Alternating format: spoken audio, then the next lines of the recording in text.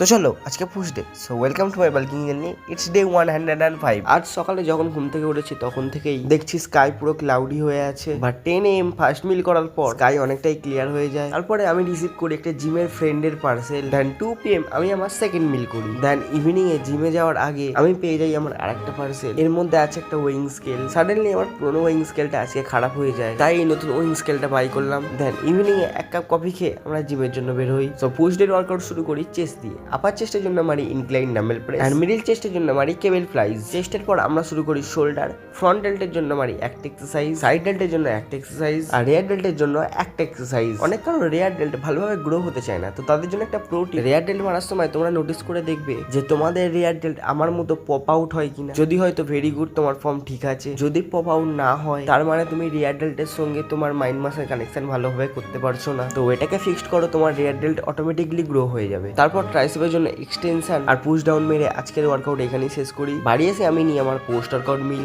আজকের জন্য এখানে thanks for watching, stay tuned for another video.